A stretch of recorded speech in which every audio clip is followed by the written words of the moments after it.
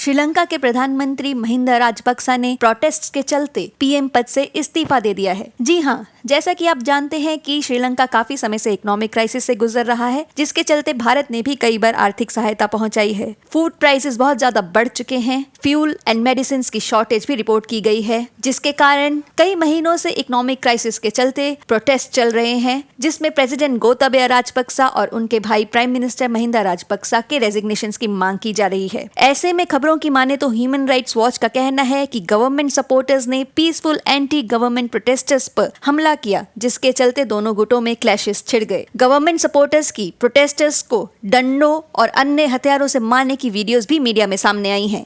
ऐसे में खबरें आ रही हैं कि इन क्लैशेस के चलते सैकड़ों लोगों के घायल होने और कई लोगों की मरने की खबर सामने आई है।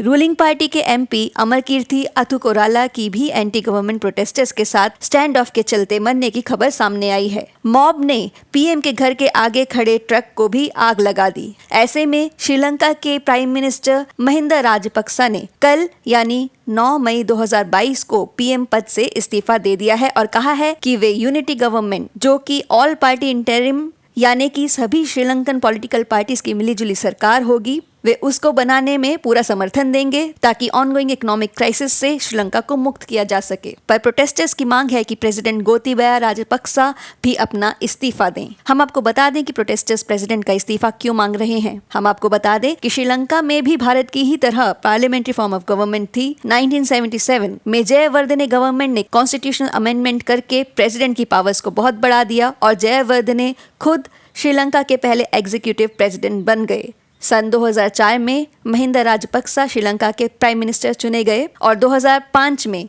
वे प्रेसिडेंट चुने गए, जब श्रीलंका में LTTE द तमिल टाइगर्स के साथ सीज फायर चल रही थी। महिंदा राजपक्सा ने LTTE के साथ सफलता न मिलने पर अपने भाई गोताबया राजपक्सा के साथ LTTE को 2009 में डिफीट किया, जो उस समय डिफेंस सेक्रेटरी थे। महिंदा गवर्नमेंट पर war crimes, nepotism and critics के खिलाफ टॉर्चर, मर्डर के भी चार्जेस लगाए गए हैं। और खबरों की माने तो LTTE के साथ वॉर खत्म होने पर जब महिंदा की पार्टी 2/3 मेजॉरिटी के साथ पार्लियामेंट में आई तो महिंदा राजपक्सा को प्रेसिडेंशियल पावर्स पर कई चेक्स हटाने का मौका मिल गया। इसके चलते 2015 में प्रेसिडेंट मैत्रीपाला सिरिसेना ने 2015 में इलेक्ट होने के बाद 19th कॉन्स्टिट्यूशनल अमेंडमेंट अपनी लीडरशिप में पास करवाया, जिससे प्रेसिडेंट की एक्सट्रीम पावर्स को रिपील करके डेमोक्रेटिक चेक्स री इंट्रोड्यूस किए गए। लेकिन राजपक्सा सरकार ने 20th कॉन्स्टिट्यूशनल अमेंडमेंट से एक बार फिर प्रेसिडेंशियल पावर्स को एनॉर्मसली बढ़ा दिया, जो कि अगर क्रिटिक्स की माने तो पहले से भी ज्यादा बढ़ा दी गई हैं। इस अमेंडमेंट के खिलाफ भी श्रीलंका में भारी प्रोटेस्ट हुए